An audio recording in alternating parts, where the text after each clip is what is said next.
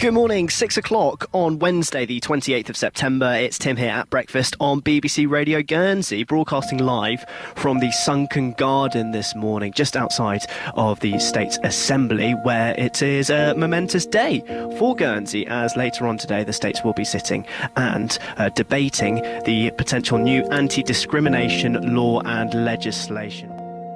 It's all in our hands, this life of time that's given to us all. It gathers round each night, each morn. We watch it pass and grow. It is all in our hands, it is all in our hands.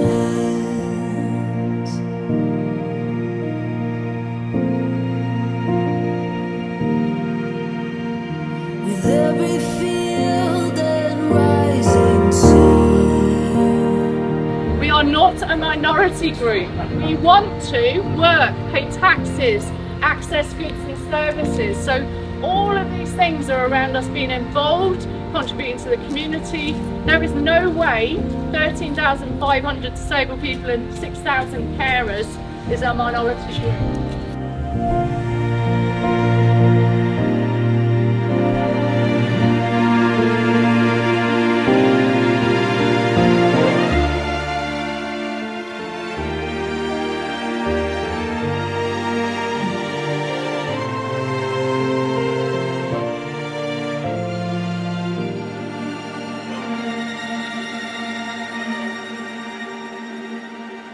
It is all in our hands, it is all in our hands.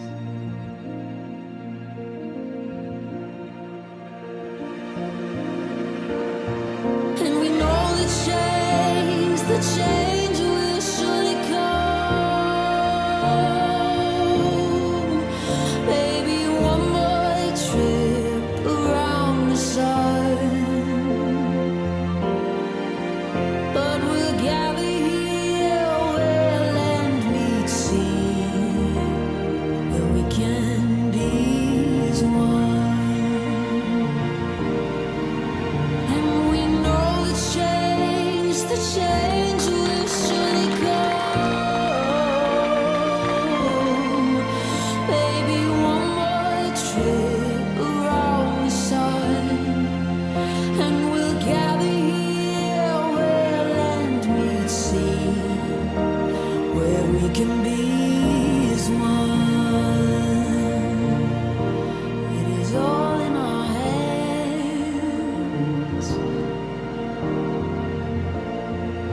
We cannot thank you enough for everything, turning up, signing the petition, being here today and giving us support. It's now over to our deputies.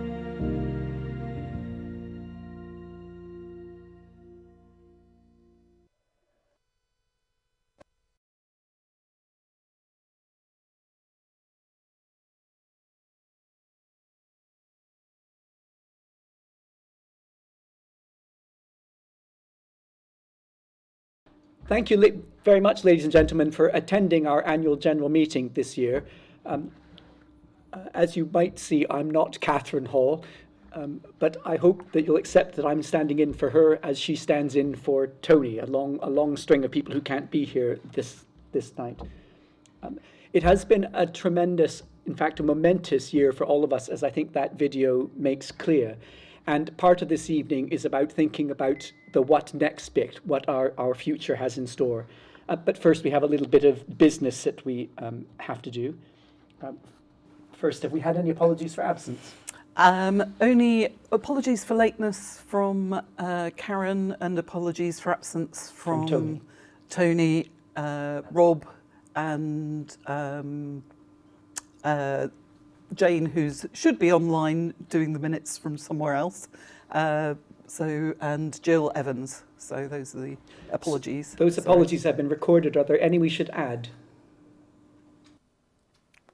Thank you very much. We'll move to number 4 on the agenda. The minutes of the previous meeting have been circulated.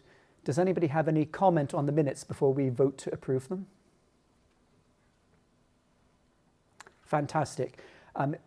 All those who are happy to approve the minutes, if you could just raise your hands, please. And anyone who rejects the minutes? I assume everyone else is an abstention. Then the minutes are carried unanimously. Thank you. We have no matters arising from the minutes. Does anybody from the floor have a matter arising from the minutes? This is the most efficient kind of meeting. I love this. Thank you so much.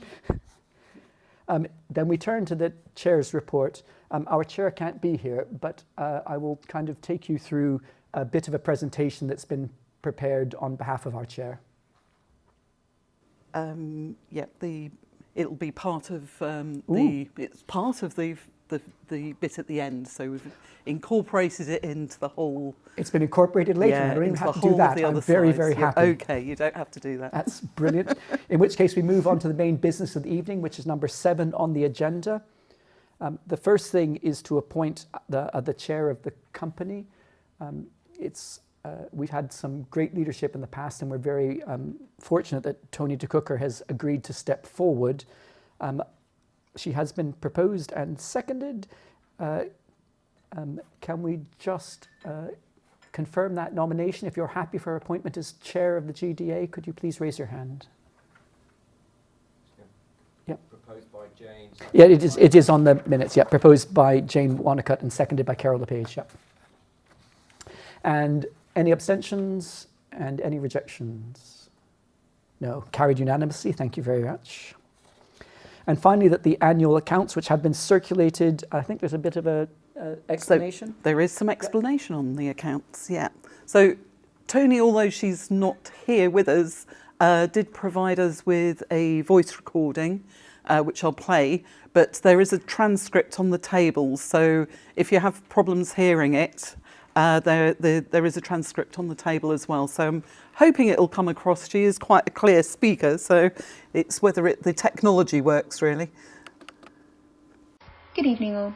Thank you for joining the meeting today, and my apologies for being unable to attend in person.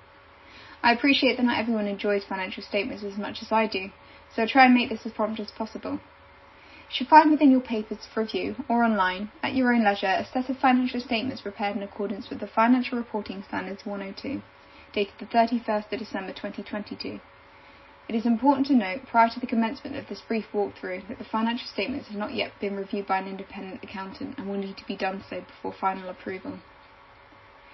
This gives you an opportunity to contact me with any queries and questions that you might have, which I'm happy to answer.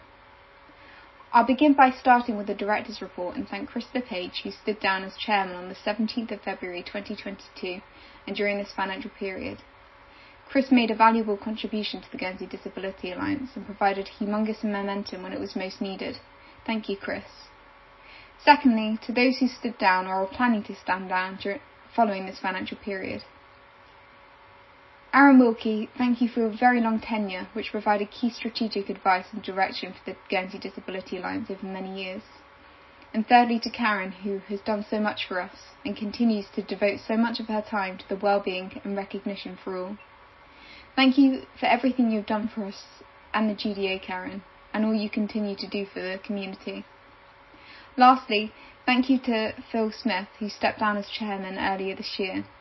Despite his short time with us, Phil ensured that the GDA continued to function and fulfil its purpose and provide vital assistance in the campaign for passing of the anti-discrimination legislation in 2022. Thank you for your dedication, Phil. I'd also like to take this opportunity to thank the wider committee and the executive board for their assistance in my role as treasurer and for the support they so willingly give.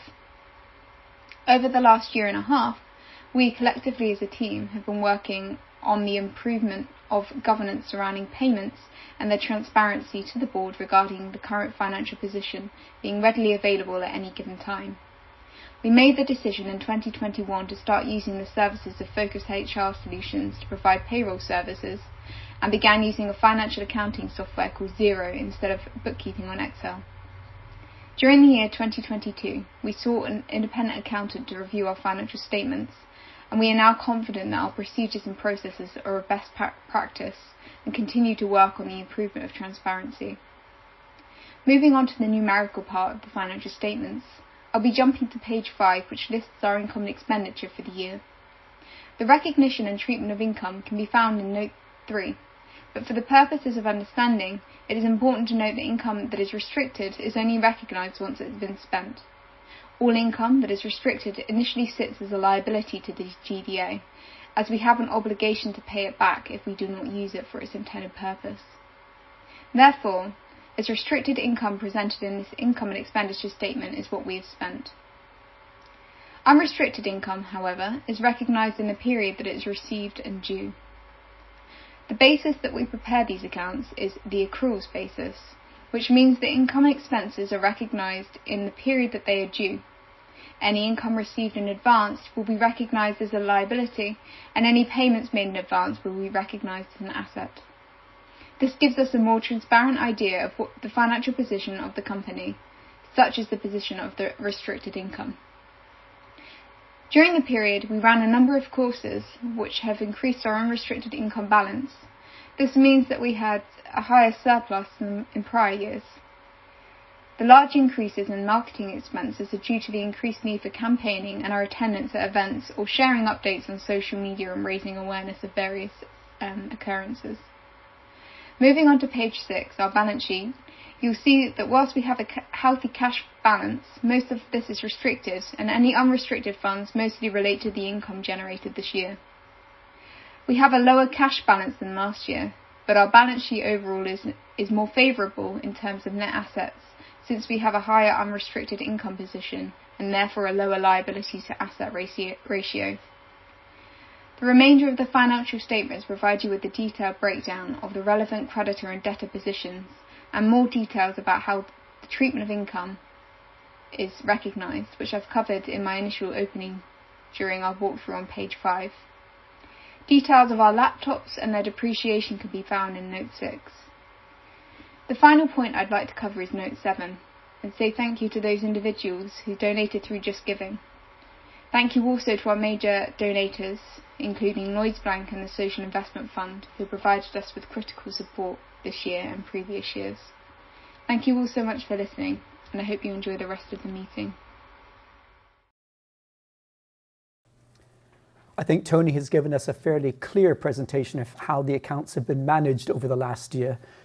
I'd like to propose that the accounts are approved. Those in favour, if you could please raise your hand. Thank you. Those who abstain? One abstention. Any rejections? Thank you.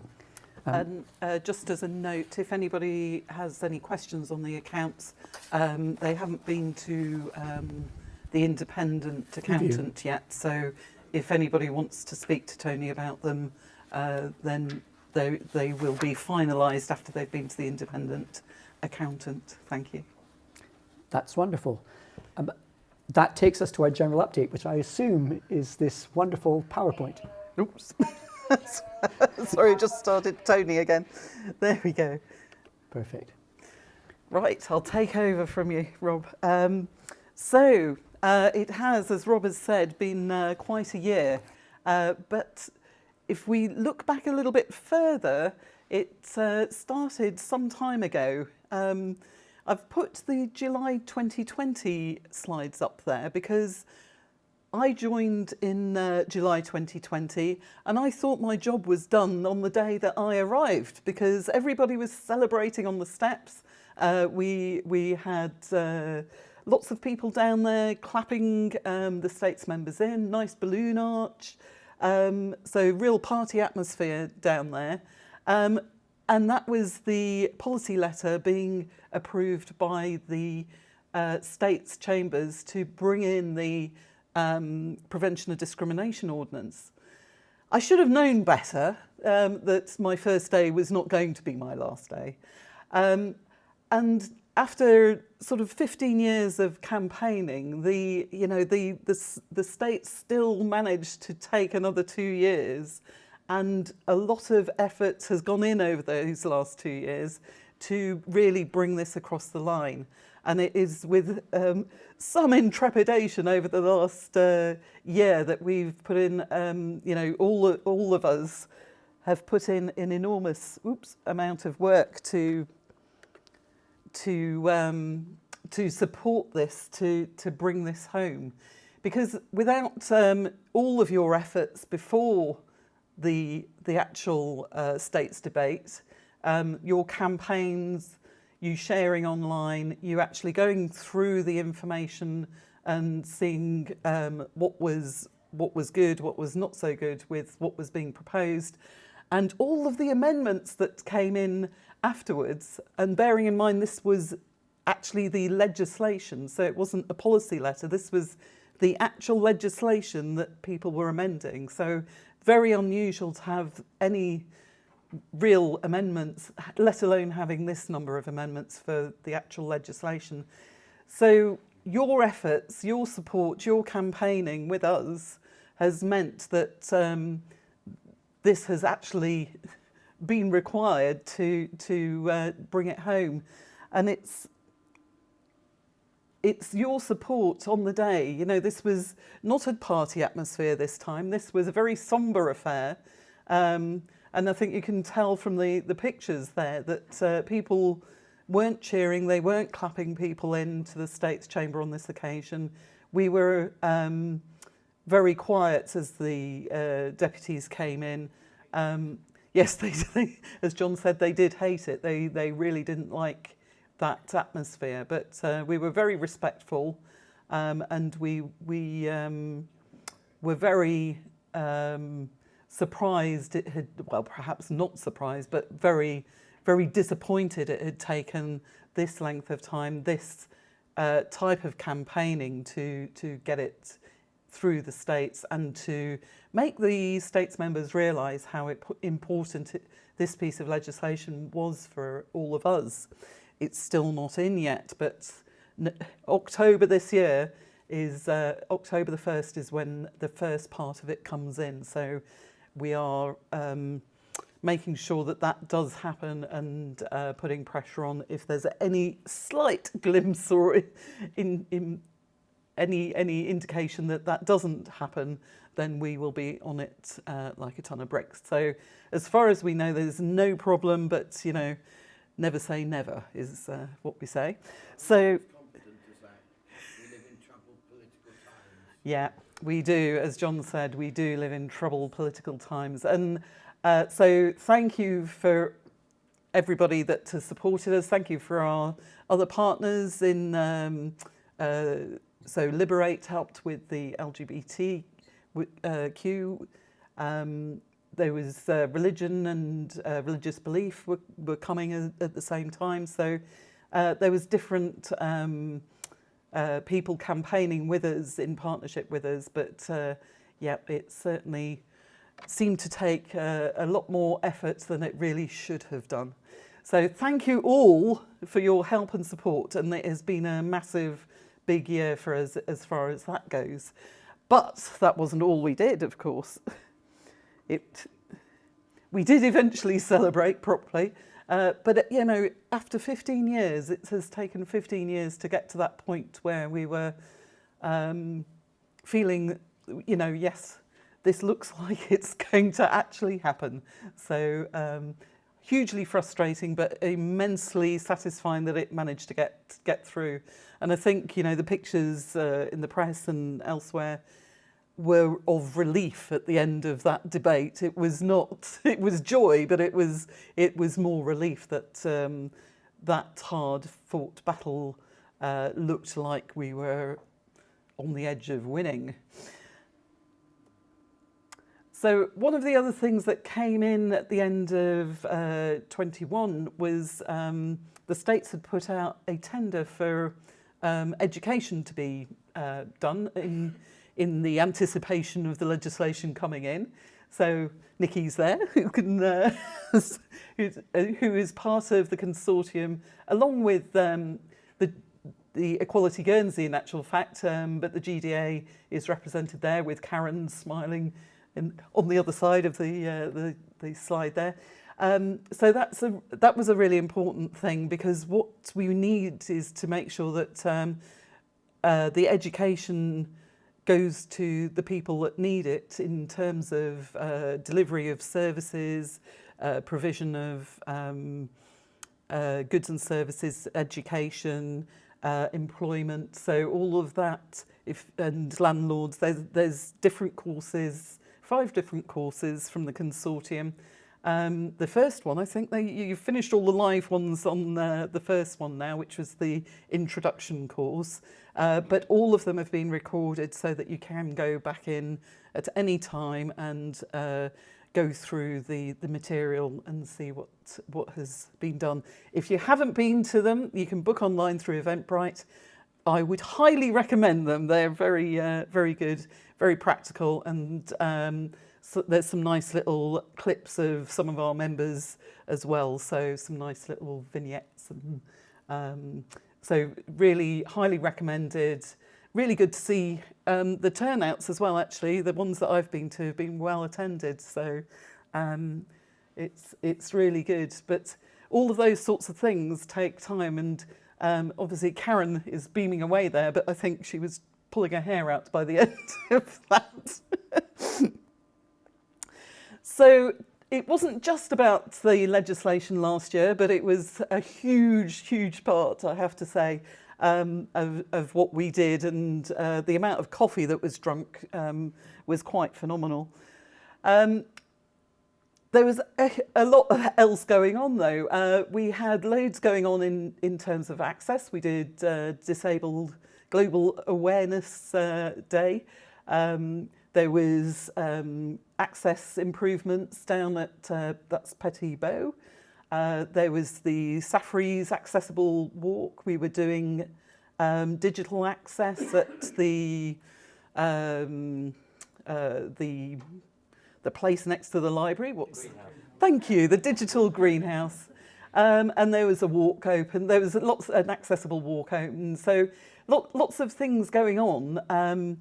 The Access charity has been included in the work of the Guernsey Disability Alliance now. So Access for All doesn't exist as a separate charity.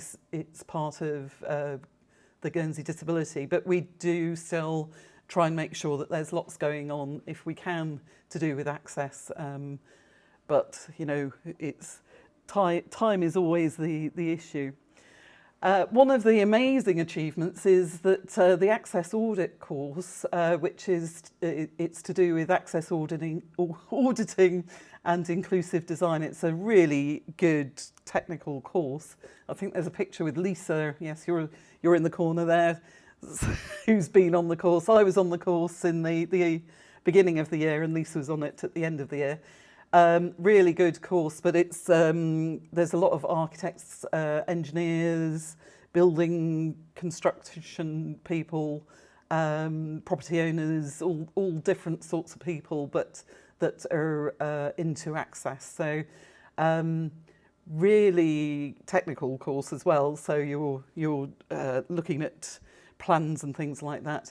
But the thing is, we ran it twice this year. Last year in 2022, and you know, those courses were full, and I think we'll probably end up running it again, possibly twice again this year, as there are more and more people wanting to do it. So we have well over 50 access auditors trained now, and I think Jersey's got 2, and they came over and did the training over here with us. So. So it's a absolutely really good course. Much goes into much more detail than just the Part M of the building regs. So if you know Part M of the building regs. We also got out on Purple Tuesday. First Tuesday in November is always Purple Tuesday. So that's me in the purple wig at the front. We had fun. We're down the Chamber of Commerce actually, so I did a drop-in down there. And it's, you know, nice to sort of just get people in from that haven't otherwise really, you know, it's passing trade, and people from the library came, and so it was great to have a chat with people down at the Chamber and do that. So that's that Purple Tuesday is about the Purple Pound, but we've also got a good working relationship now with Go Momo. So Lisa at the back there with her Go Momo slogan on her chest. is now someone that we work with to help get more access information out there. So Access Able is a piece of really good information software that's available, but it doesn't get used very often. So we've been trying to link in with events and stuff that are happening in Guernsey, including Where Are We Wednesdays and the Tenor Fest, so that we're, trying to get more people actually aware of where is accessible, or so they can go online and find out a bit more information before they venture out and know what to expect when they get there.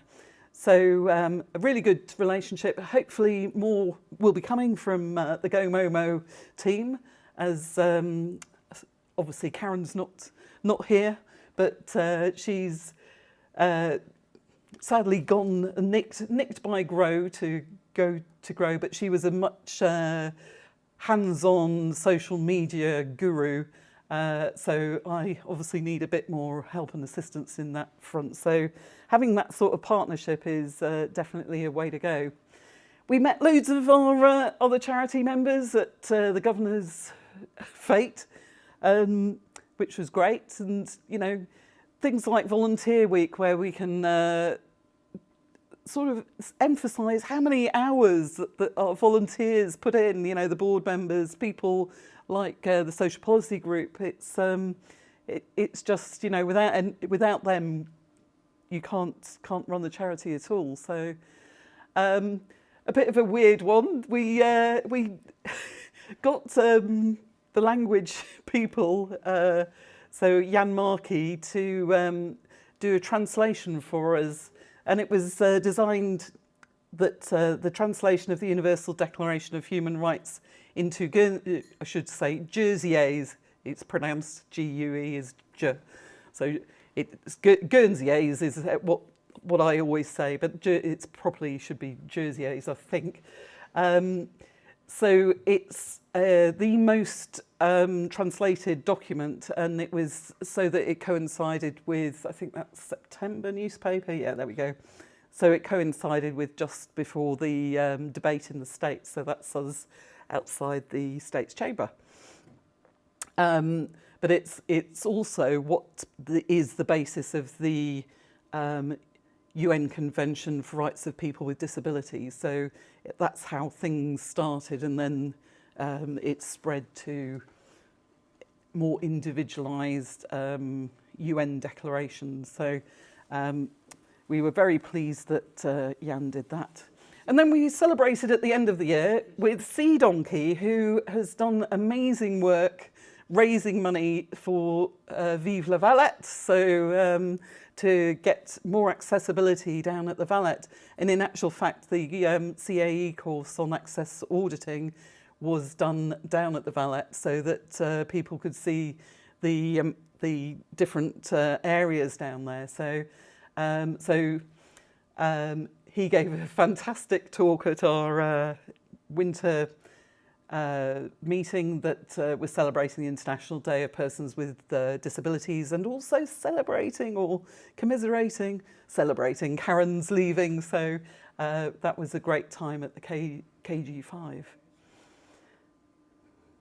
So I don't know if I could call on Mike to do a quick resume of what has been happening in health. I'd just like to thank Mike for his help with the social policy, and he's our health representative. Thanks. I'll be very quick. Good evening, everyone. First of all, the report for health for 2022 is up on the GDA website, but I'll just pull out some of the highlights, and certainly what's going on at the moment as far as the tax debate will have some huge implications for services we all want to access, whether they be new services or old services. Reduction in charges for children under 18, basically the redistribution of family allowance has meant that children visiting the emergency department is essentially free. and charges were reduced to visit your GP and a nurse, so £25 and £15. Reciprocal health agreement is now in force. I haven't had any feedback on how that's working. Obviously, very welcome to hear anything, any issues or problems, or even things that are working well. But that is now in force for everyone, which will be a particular relief for those travelling with disabilities or managing health conditions as they go off island. Nice TAs I'll come back to in a moment. Primary care review is something that should have happened towards the end of last year, and also included within that is a review of Section 10, I believe it is, equipment aids and adaptions.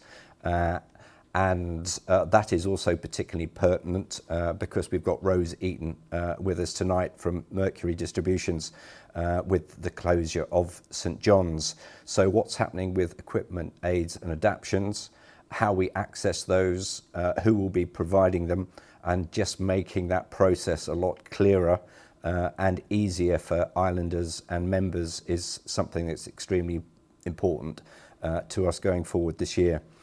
Surgical waiting lists continue to be a big issue. They've done nothing but grown. COVID, we're living with the legacy of that, and HSC have been telling us they have a plan that they are implementing between now and 2025, spending just under 8 million on that, but we're not entirely sure exactly what that plan is, and we will be pressing them to find out exactly how they're measuring the success of this plan going forward.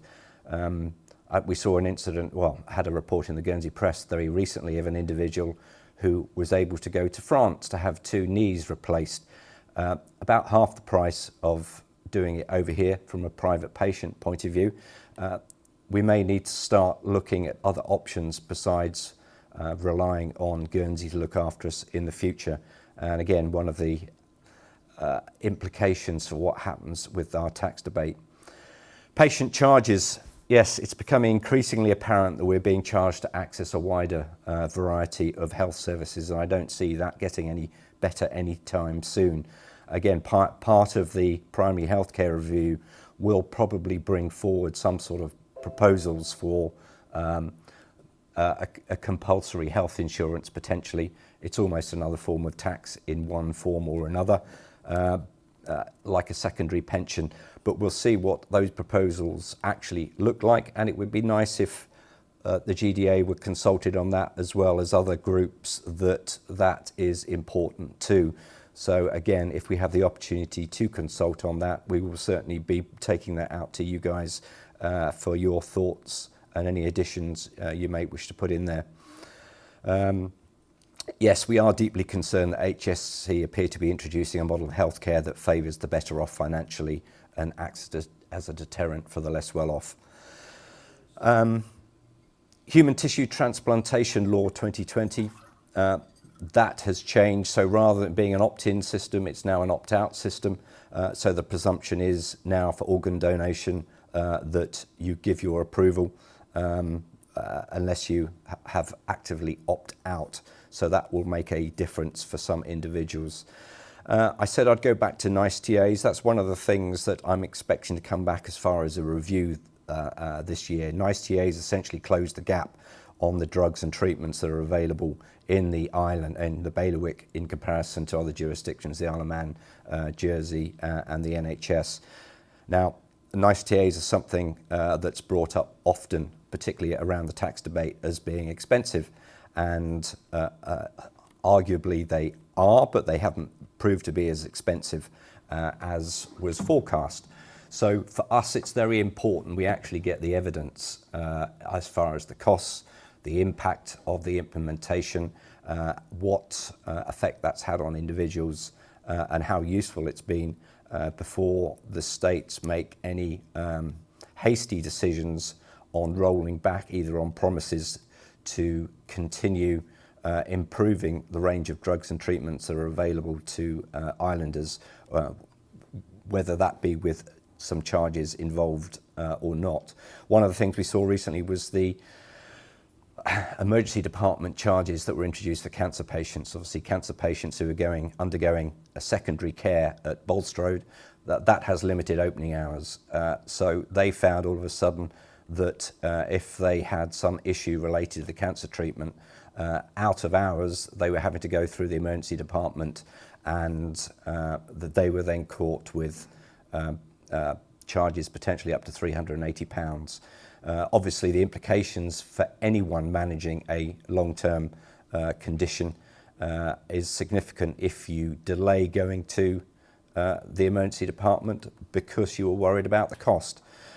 So again, HSC are now going to be carrying out a review of charges over the coming year, and that's again something I hope we will be involved in as far as the consultation of that, and be able to feed in members' thoughts on what they may or may not be willing to pay as far as accessing charges. Obviously, the ideal position, if you're in secondary healthcare and you have to go to the emergency department for a problem related to the care you're getting under the secondary healthcare side of things, which should be free, because you're accessing it through a primary healthcare option, which is the emergency department, you end up getting charged for it. So ideally, we'd like everyone with a secondary, undergoing secondary healthcare for a long-term chronic illness, for example, to be able to access the emergency department at a more reasonable cost than they are at the moment. But that is ongoing work. There's lots going on, and will be this year. There will be stuff out there which I hope you can feed into me, because I do meet with some of the politicians on HSC and others, particularly Peter Roffey, who is very keen to see that the services that are available are maintained and accessible to as many people as possible and as fair as possible. I'll sit down and give someone else a turn, but before I do, any quick questions? John?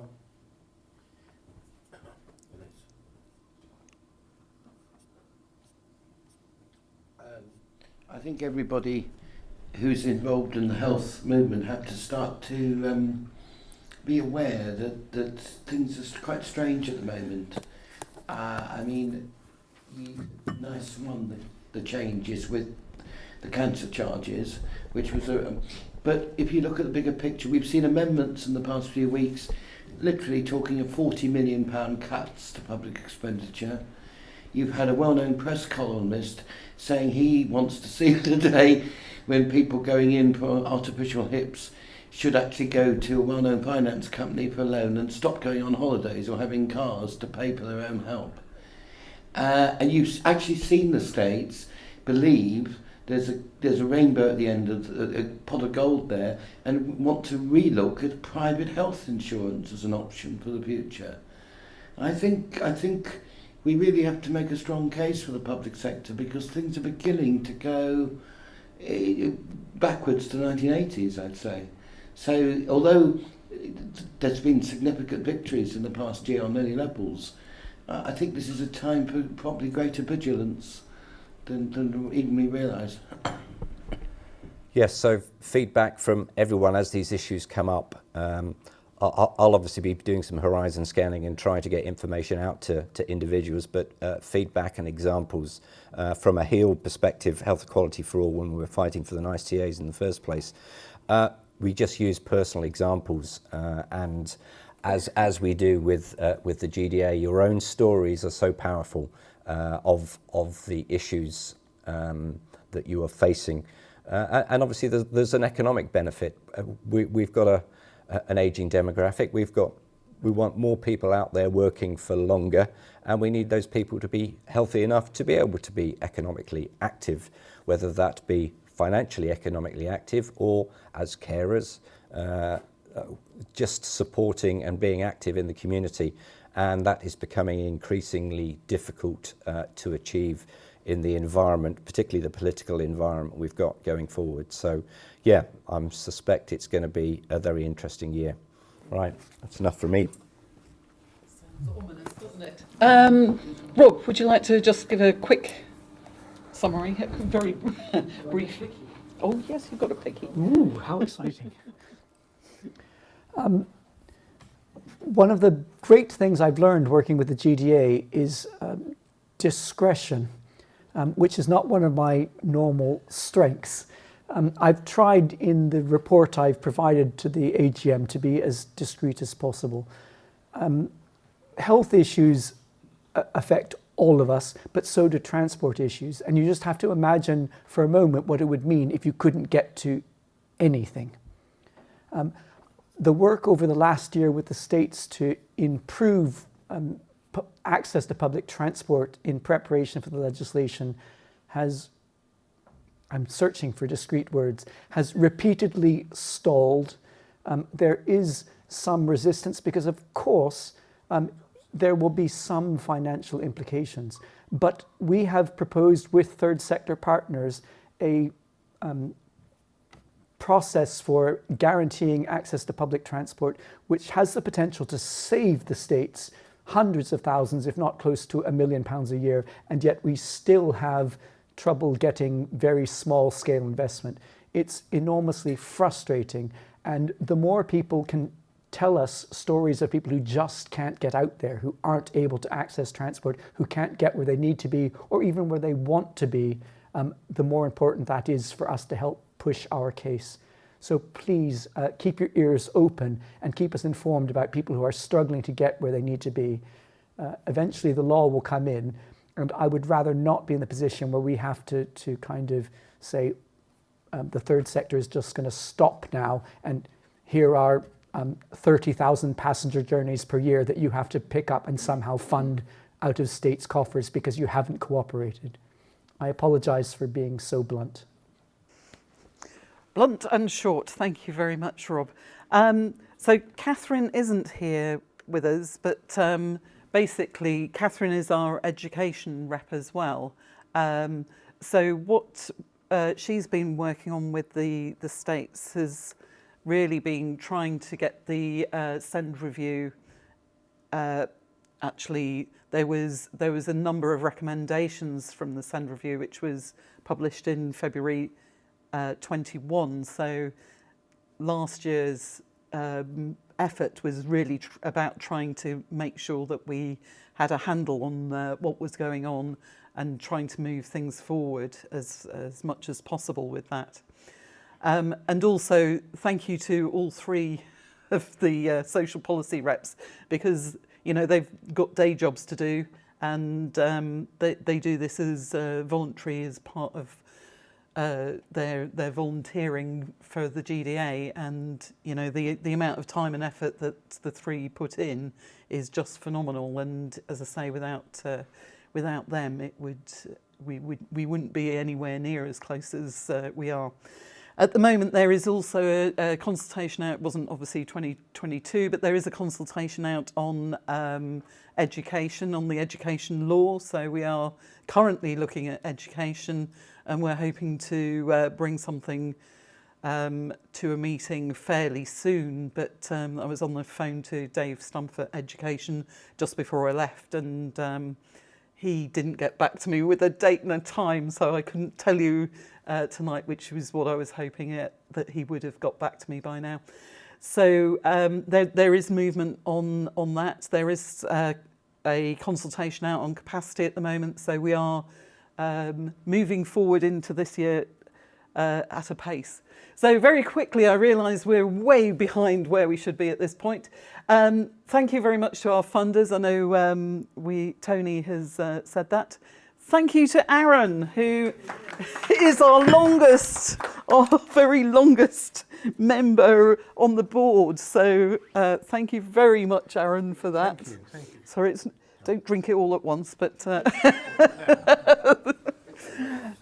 So yes, Aaron started in 16, and so he's been with us through thick and thin, and obviously seen quite a lot of change. Our chair, we've been through a few chairs this last year in 22.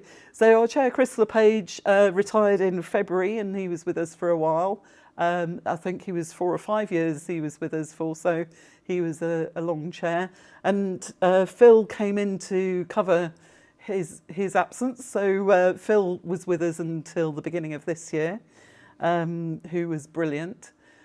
And he was supported in that role by David Rollinson, who he was a director and vice chair, but he was also very passionate about access. So he will hopefully still be part of our Access Ambassador cohort. So I'll be looking forward to working with him a bit more in the future as well. So if you've got any time, we are always looking for people that anybody with passion and time is what we require. And of course, thank you to Karen, and I'm glad you're here for this, because there is a multiplex of Karen's smiling pictures with a load of different hats and, well, different hairstyles, I think, is the key thing there. So yes, she is sad that she's gone and I'm left all on my own in the office, but I'm not very much alone. I've got Autism Guernsey to keep me company, and as I say, the social policy team is just quite amazing. So Karen has obviously been a massive part of the GDA for a very long time, and without her, and Rob Platts and Shalane in the earlier days, this whole of the legislation would not be where we are today at all. So, amazing work. And she's gone to one of our members, so that's okay. So she's gone to Grow. So, yeah. Oh, didn't we have you with her purple hair? Blimey. You're right. You're right. Yeah, no, every Purple Tuesday, she dyes her hair purple. So you look out, see whether she does it this Purple Tuesday. Right, so is there any other AGM business? No, I'll take that as a no. Can I now introduce Rose Eaton, who's been sitting there patiently? Sorry, Rose, to have delayed you so much. So Rose has joined us tonight from Mercury. So if you would like to come up, and and you can introduce yourself. Thank you very much, Rose. Just speak into the mic, you'll be fine. Good evening, everybody. My name is Rosemary Eaton. I've worked for Mercury 4 years today. They came and came looking for me. I was at St John many, many years ago. I started before I had my children, which was over 40 years ago, in the little building they had in the main ambulance service called Rehabilitation Aids Department. And that's where I started, left to have my children, and then was employed again 20 years ago. And I left 9 years ago, did 5 years at St John Residential Care Home doing activities, minding my own business and winding down because of my age. So I thought. And then Mercury came looking for me to see if I can enhance their medical side, which they've had in Jersey for over 30 years. Guernsey has been doing it on and off for the same amount of time, but never on a full engine, if you like. So I was brought along. We kept ourselves under the radar out of respect to St John Ambulance, because they are the people for Guernsey. That's where everybody went. So we didn't advertise. Everything I've done has been word of mouth and working with the occupational therapists and the care homes and the physiotherapists. So this evening when I was asked to come and talk, I said yes. And then we discovered that in January St John were closing down. So they spoke to us. 3 days after it was announced in the paper. We had no previous warning. So we decided that we wanted to try and maintain some stability for the people of Guernsey. So we had a meeting with them and they asked us to look after the tenor, the equipment and first aid supplies, which we agreed to. So we've had some correspondence with them during this time. So we've got States Insurance, Income Support are on board, and we've got all their clients for their tenor products. We didn't want anybody to be left out or worried about where they're going to get their equipment from. So that is basically what Mercury's doing. We want to continue the service to help the public of Guernsey. We have a small showroom. I know we're in Petronnery Road, but the chief exec, who's based in Jersey, Mr. Nigel Campbell, is aware of that, and he has been looking for premises for a few years now, which will enhance the showroom, the warehouse, and our engineering department. And he's still looking, and he's still prepared to invest in Guernsey for Mercury. Carol asked me if I was going to do a presentation. I decided not to, because I thought there'd be a lot of questions to be asked and answered. So I'm going to say I'll do my best to answer any questions any of you can put my way, and if I haven't got an answer, I will get my colleague who's sitting in the back, Donna, who's going to be taking over for me when I eventually retire, to record it, and we'll get back to you with an answer as soon as I've spoken to our Chief Executive in Jersey. So with that, if anybody would like to ask any questions, yes, Mr. Gollop. Well, I'm actually on the Social Security Committee, and I don't know what's been going on, really. I don't know exactly why St John's been sort of pulled out of this very useful service, which I know people benefit. I used to go there to collect aids from my mother, etc. And they even did mobility scooter. I don't know why they pulled out, and I don't know why there wasn't more emphasis on transition, and whether they're still going on at the moment, and if and when they transfer to you. So I kind of want a timeline, really, of how the service will transition. Right, at the moment, the transition period started the week St John announced, because we were unaware that they were going to announce anything until it was announced. We found out the same day as the public of Guernsey found out.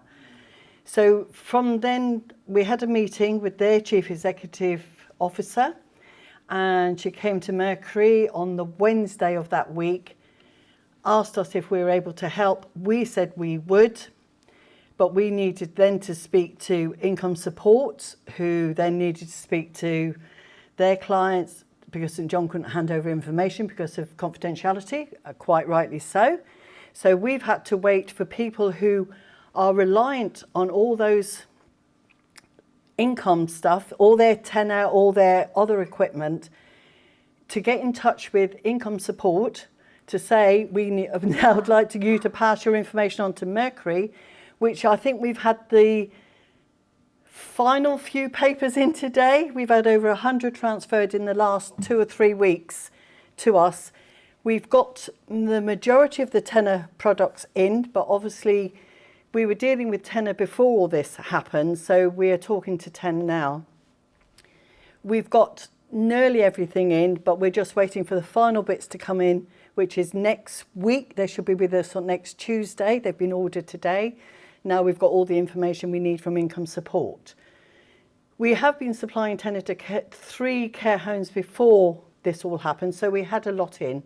In the last 3 weeks, we have been supplementing St John Ambulance because they couldn't fulfil their orders, so we've been helping and supplying the care homes, the public Income Support people with the tenor. If I hadn't got exactly what they had in, we gave them substitutes that hopefully did what it needed to do. So we're in the process. So today's news was very interesting and a shock, because we again didn't know that they had actually sold the business to Guardian Medical in Jersey, because I had an appointment today with the Chief Executive Officer to finalise the details of the equipment that Mercury was going to purchase. And that was arranged last Thursday. So it was a bit of a shock that we didn't know that it was going to happen. So you can imagine all the phone calls today from clients, from suppliers, all very concerned about what's going to happen. My Chief Executive Officer has put something on Facebook saying we are going to continue as we planned in the conversations with St John. We're not going to let anybody down, and that's where we stand, and we will be, well, we are up and running with tenor as from now.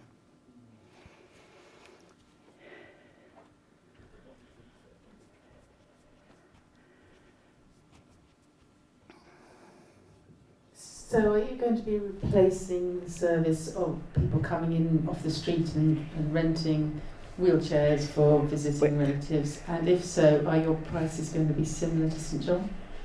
We are going to be doing that, but you need to bear with us because we obviously haven't done the hire of equipment because we didn't want to take that away from St John. Yes, we will be hiring equipment. They do it in Jersey. I think the prices are going to be favourable. That's all trying to be discussed now. The other thing we have is we've actually got up and running a decontamination unit. So stuff is going to be decontaminated. It's going to be washed, cleaned, and then put in a mist to comply with the guidelines from the infection control.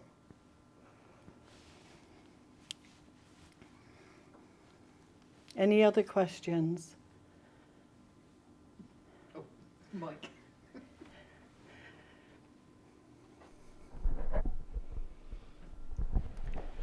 Hi, Rose. Yeah, obviously we spoke a couple of weeks ago, and I came down to chat with you because a number of groups that I'm involved in were extremely concerned about the void that had been left by St John's and the complete lack of information that whether it was HSC or ESS were communicating to people. St John's had said very little in the intervening couple of weeks, and that they've essentially left it up to Mercury to pick up the pieces of their poor communication. And obviously today we found out that Guardian Medical have been brought in at the last minute without any consultation, again, it seems, with government, let alone with yourself. So it's very disappointing. Again, we're all trying to achieve something for the benefit of the community, all the people that need these services, but communication, it seems to me, is one of the things that is letting our community down, and is something that government seems to be particularly poor at. I don't know if there's a question in there other than how do we improve communication going forward, and what do you think your working relationship will be, whether that be with HSC, ESS or the new guys coming in? Right. Well, my Chief Executive Officer is obviously going to be speaking to St John and to Guardian to see how we can work together. We are going to try and do everything St John did so the people of Guernsey will not suffer in any way. So that is the plan moving forward. I've been tasked to try and get that up and running successfully in the shortest possible time that we can do it in. So we are working towards that very quickly. We're going to, all our clients get a newsletter. We're going to send a newsletter out every month to try and let them know what's going on. So if you've got an account with us, like Guernsey Cancer Relief have, they'll be given regular newsletters. Everybody who we supply gets a newsletter every month. So that's how we're going to be moving forward to try and keep people informed within Guernsey, and obviously there'll be things put on Facebook and things in the press. So we want to be proactive in trying to keep people informed, but until I know what's going on from health and income support, it's very difficult to pass on information when we've not told it ourselves. So that's the situation at the moment. But I think Chief Exec is hopefully coming over next week and to hold some meetings with people within Guernsey. I understand there's a medical conference coming up which you might be hosting. Can you tell us anything about that? It's a trade fair and it's Mercury as a whole, so it's going to be everything we do, which is catering as well as medical. Now at the moment we have got 5 medical suppliers lined up: Invacare, Jalovations, Stereoplast, Acora, which do specialised seating chairs, and we're hoping for Careflex, which is another company, to do to come over. And I've just been given another name today, which I'm going to approach tomorrow.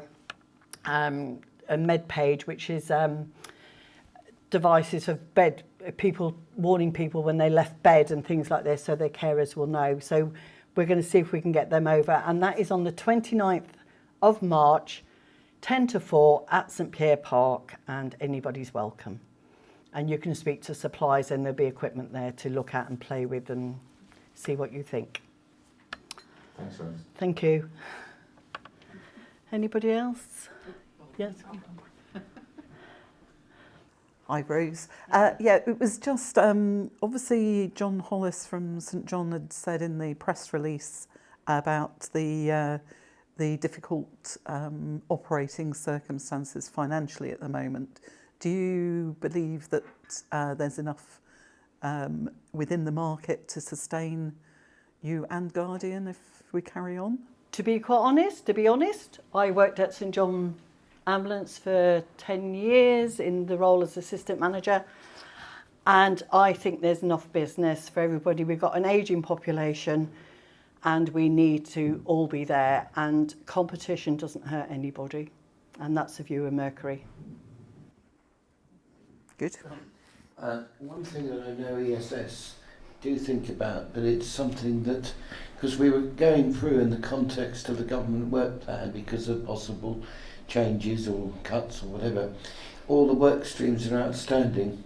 And one work stream that GDA will remember, but it's an old chestnut, it went back to the partnership of purpose, and it was actually the acknowledgement that there is a gap in services, because if somebody has a condition and goes and sees a specialist and then goes into hospital, that person is generally covered financially.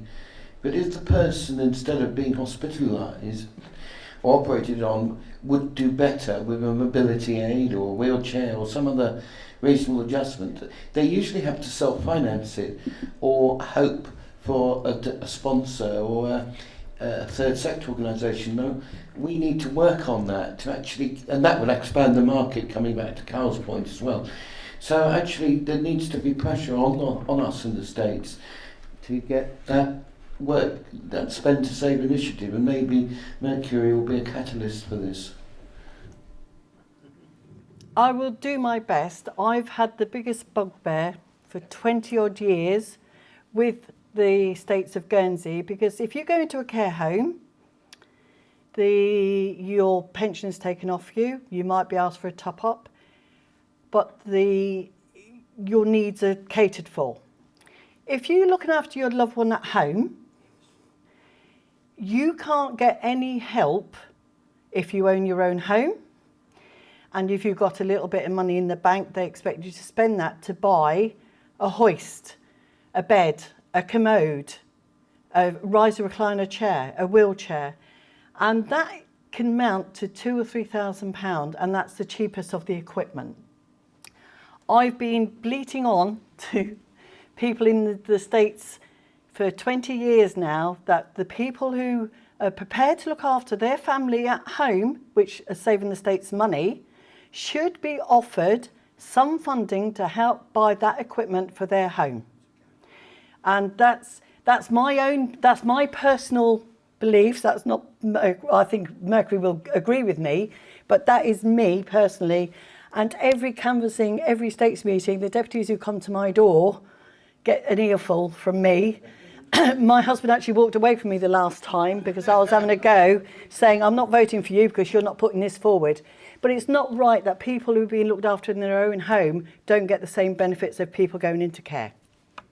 Yeah, and our argument is, for some reason, the money is given to the hospitals and the doctors, when actually it might be better to actually focus on this rather than what would be medical. It's more of a social model than a medical model, in other words.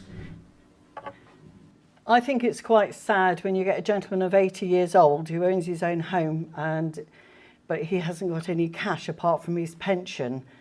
I had a gentleman in last year who ended up in tears because he had to spend £3,500, which he didn't have, on equipment. Now, we helped as much as we could. We are a commercial company at the end of the day, but we helped as much as we could. I knew people who were giving away equipment because their loved ones had passed away, and I approached them, and that gentleman, we sorted him out, and all he had to pay in the end was £500. But one, that isn't it is my role because that's the type of person I am, but it's not my role in Mercury. But we aren't helping our aged population.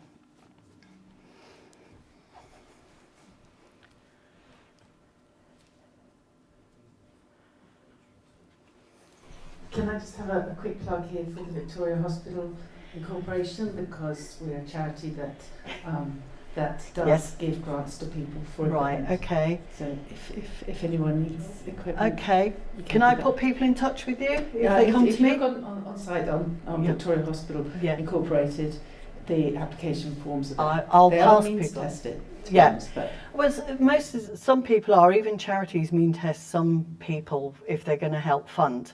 I haven't got a problem with that. What I've got a problem is people having to self-fund because they're not going into a care home. So no more questions. Just let's thank Rose for that really enlightening talk, and particularly after what's happened today in the press with the announcement of Guardian. So thank you so much for coming. Thank you for asking me. Well, there's a little card there for you. Thank you. Oh, thank you. So we're a lot later than I thought we would be at this point, but I've got a little bit of an exercise for you to do, which would still be very useful for me in trying to look at the future of the GDA in terms of where we go next. So there are questionnaires on the tables. There is also a QA code, QA, whichever. One of those funny boxy things. The QR code on the table as well. That will take you to an online questionnaire, which is this one. But what it would be very nice to hear from you tonight, if I can, is just to get your views on the first three questions, which are to do with what the Guernsey Disability Alliance should do. So this is looking at what we should start doing that we're not already doing, what should we stop doing that we're doing, and what should we continue to do. So if I can ask you to, you've sort of managed to scoot round, so if we perhaps have just three tables, if Aaron and Liz, you go over to that table.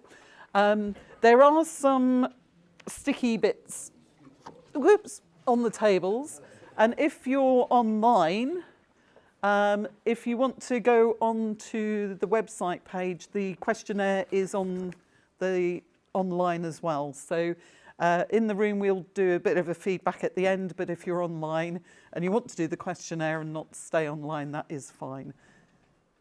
So we will finish in quarter of an hour. So we'll give the people in the room 10 minutes to just look at the first question. You can carry on and do the rest of the questions, please do that.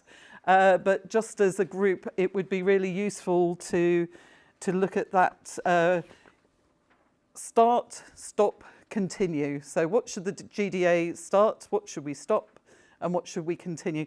If you stick one comment on each sheet of the stickies, then they can go on a big sheet at the end with start, stop and continue. So that'll make it easier, and I'll give you some big sheets. So is that clear to everybody? Did that make some sense or not? Yep, okay. So are you ready for feedback, people? Yes, the answer's yes. So a roving mic will be coming your way. Do you want to start in the middle with Mike? You look as though you're ready to go, then the other two are sort of are leaving the room. Is Very simply, stop, continue, start. Well, I don't think we have the ability to start anything new. We don't have the resources, and no one came up with any ideas to start anything. Stop was very simple, don't. And continuing to be a voice for our members and charities, a voice at the table as far as consultation is concerned. Transport will be a big issue going forward. Keeping up the pressure and continue to hold the states to account. So that sums it up. Yeah, great. Thanks, Mike. Any comments on what Mike's just said? Are you? No, right. Over to Karen then. Sorry, we got a little bit carried away with access. Don't worry. The defining continue as lobbying, and being a collective voice, which I don't think will come as any surprise. Interestingly, it was mentioned about doing Purple Tuesday, but into businesses, which I don't really want to say, but I did. That was really my role, which isn't or hasn't at the moment been planned to carry on going. And the work around the consortium for raising awareness around the training around the law. Did we have a stop? We had the discussion around access and was the best way to keep training people, or did it need a coordinator, is that right, Julia? To make sure that people are actually doing something with that information and with that training. I was trying to explain that the idea is those people that got trained were like feeders that grew out into the community. So it's not necessarily holding them to account, and it's cost neutral for the GDA, as in nobody pays for it, we just organise it. Yeah. I think we earned some money this year from it. So we had nothing on start. Is that right? Yeah. Nothing. And reviewing those things because there's no Karen. So how do we restart those? I guess is how do we restart them? Yeah. It is a good question, but if there's anything that you think that we should be doing that we're not currently doing, then that's obviously what we should be thinking of as well.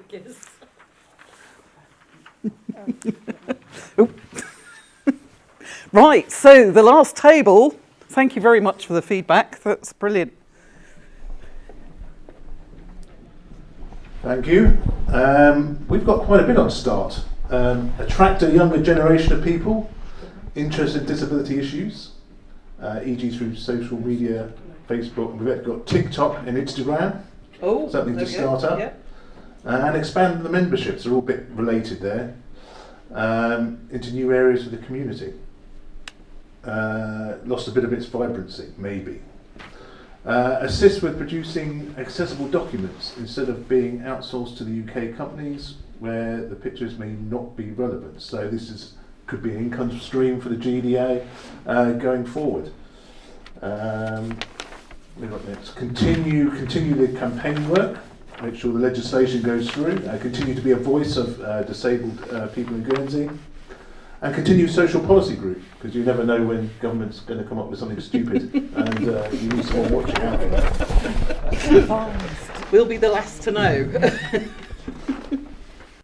And what we got? We've got something on stop. But not stop, but change format. More videos, perhaps less chamber breakfasts or events, e.g. Purple Tuesday. Just take it right.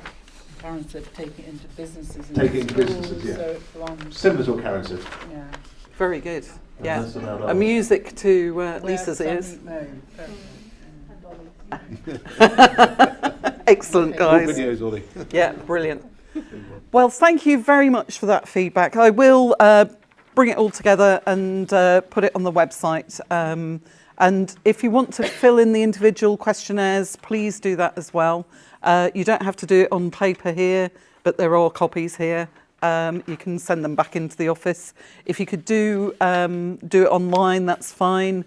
You can get to it via the news page on our website at the moment. Otherwise, I will put another one up with some more info about what we currently do, so it might be easier to answer some of the questions as to the stop or continue. And thank you very much for your perseverance and staying a bit later than 7:30, and for your participation in looking at our future. So thank you so much. And have a cup of coffee. There's a bucket full of coffee at the back if anybody wants any coffee. And thank you. Work, Carol. Thank you. Well, thanks. Thank you all.